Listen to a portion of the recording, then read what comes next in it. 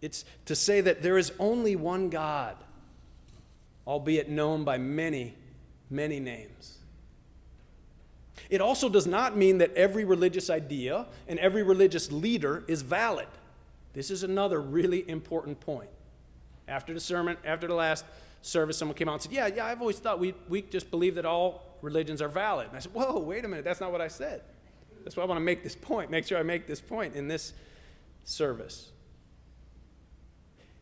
It doesn't mean that every religious idea and every religious leader is valid. That would be a kind of uncritical relativism, right?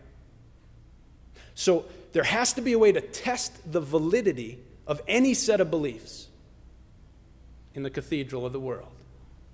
And the test, it's not based on what people say they believe. It is not based on what people say they believe. It is based on their lives and their actions. That's the test. That's how we know whether a religious system and a religious people and a religious leader are valuable and valid. The test is, how do they live their lives?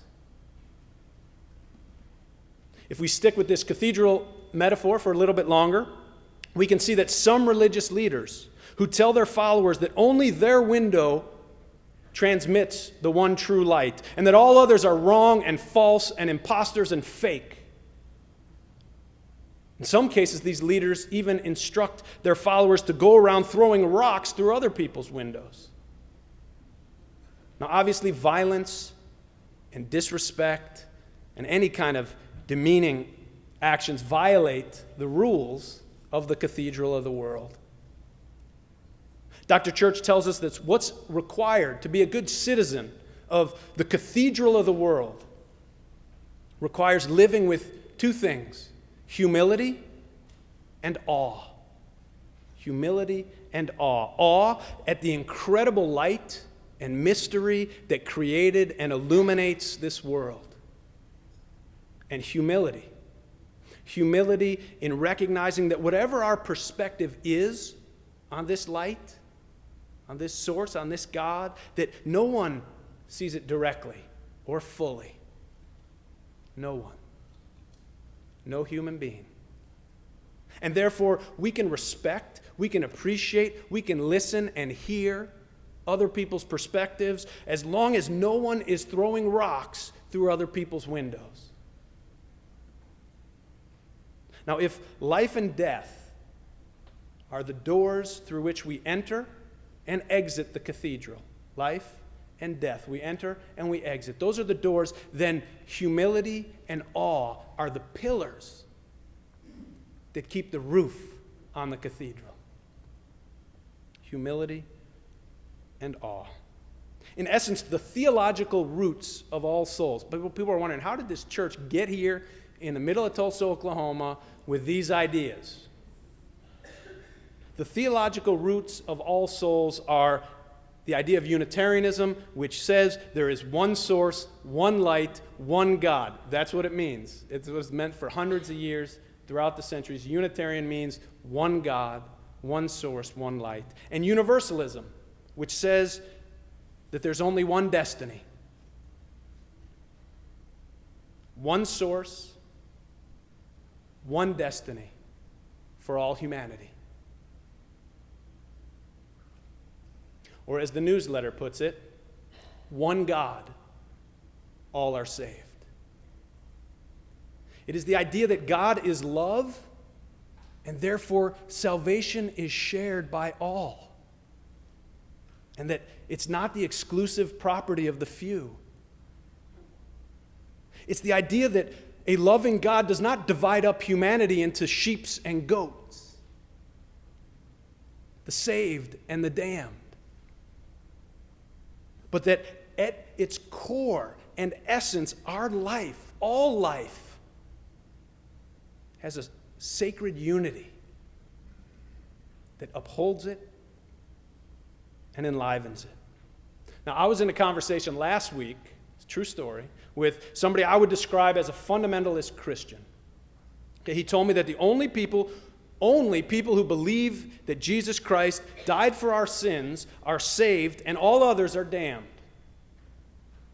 I told him that God sounds worse than Hitler, which got his attention.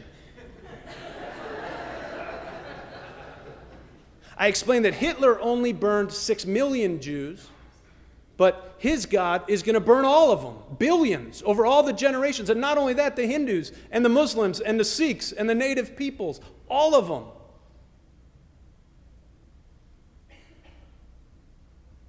To his credit, my conversation partner said, I've always been uncomfortable with that idea.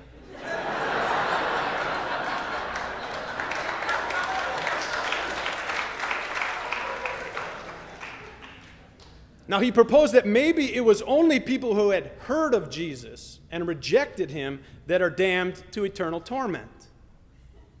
To which I said that in that case, the missionaries who go all over the world teaching people about Jesus have absolutely damned more people than they saved.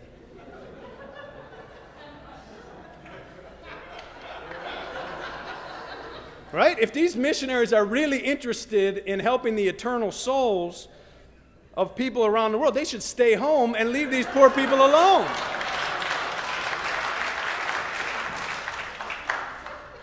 Then these people's eternal souls would be just fine.